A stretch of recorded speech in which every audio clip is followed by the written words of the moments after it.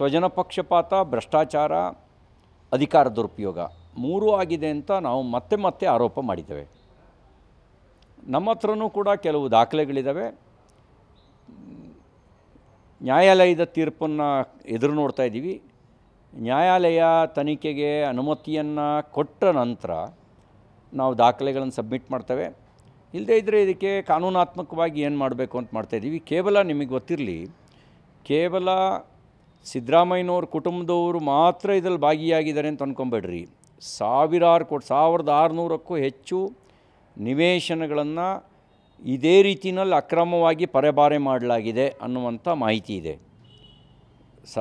ಇದು ಒಂದು ದೊಡ್ಡ ಹಗರಣ, ಇದು ದೊಡ್ಡ ಹಗರಣ, ನಿರೀಕ್ಷೆ ಮಾಡಿದಕ್ಕಿಂತಲೂ ದೊಡ್ಡ ಹಗರಣ. ನಮಗೆ ಆಶ್ಚರ್ಯ ಏನು ಅಂದರೆ, ಮೈಸೂರಂಥ ಪ್ರದೇಶದಲ್ಲೇ ಹೀಗಾಗಿರಬೇಕಾದ್ರೆ ಇನ್ನು ಬೆಂಗಳೂರಿನಲ್ಲಿ ಇನ್ನೆಷ್ಟಾಗಿರ್ಬೋದು. ಬೇರೆ ಬೇರೆ ಅಭಿವೃದ್ಧಿ ಪ್ರಾಧಿಕಾರಗಳಲ್ಲೂ ಅಕ್ರಮ ನಡೆದಿರ್ತಕ್ಕಂಥ ಸಾಧ್ಯತೆಗಳಿದ್ದಾವೆ. ಆ ಕಾರಣಕ್ಕಾಗಿಯೇ ನಾವು ವಿಧಾನಸಭೆ ಮತ್ತು ವಿಧಾನ ಪರಿಷತ್ನಲ್ಲಿ ಸಮಗ್ರ ಚರ್ಚೆಗಾಗಿ ಒತ್ತಾಯ ಮಾಡಿದ್ದು. ದುರ್ದೈವ ಸಂಗತಿ ಏನು ಅಂದರೆ, ಆಡಳಿತ ಪಕ್ಷ ಅಲ್ಲಿ ಚರ್ಚೆಗೂ ಅವಕಾಶ ಕೊಡದಲ್ಲೇ ಅವರು ಅಲ್ಲಿಂದ, ಯಾಕೆಂದರೆ ಅಲ್ಲಿ ಉತ್ತರ ಕೊಡಬೇಕಾದಂಥ ಅನಿವಾರ್ಯತೆ ಸೃಷ್ಟಿಯಾಗಿತ್ತು ಸರ್ಕಾರಕ್ಕೆ. ತಪ್ಪು ಉತ್ತರ ಕೊಡೋಂಗಿರಲಿಲ್ಲ.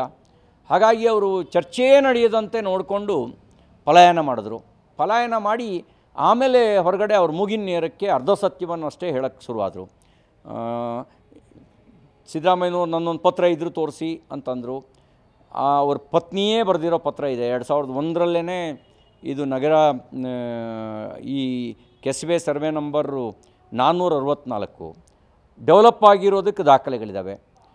L&T ಅವರಿಗೆ ಗುತ್ತಿಗೆ ಕೊಟ್ಟು L&T ಅವರು ಡೆವಲಪ್ ಮಾಡಿರೋದಕ್ಕೆ ದಾಖಲೆಗಳಿದ್ದಾವೆ. ಇದರಲ್ಲಿ 12 ನಿವೇಶನಗಳನ್ನು 2003ರಲ್ಲೇ ಹಂಚಿಕೆ ಆಗಿರೋದಕ್ಕೂ ಕೂಡ ದಾಖಲೆಗಳಿದ್ದಾವೆ.